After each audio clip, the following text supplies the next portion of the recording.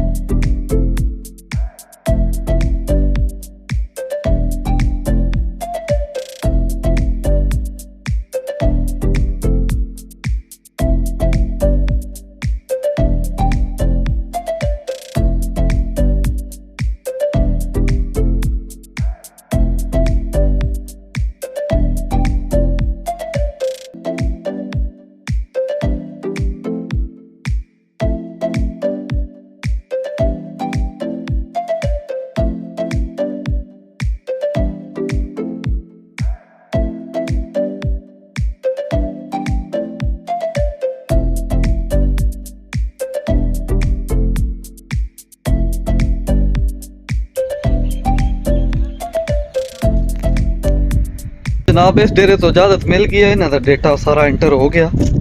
ते सच ही है दिन पंजाब दे लोग मेहमान नवाज असीं उन्हां नूं बड़ा मना कीता चाह नहीं पीनी, उन्हां आखे गल ही कोई हुण डेरे ते आ गए हो ते चाह पीनी पीनी असीं उन्हां मना कीता नहीं चाह नहीं पीनी, उन्हां की आखिया उन्हां बस सुनी गुणी नहीं साडी उन्हां चाह लिया दूआ तेरा वाह चाह पाने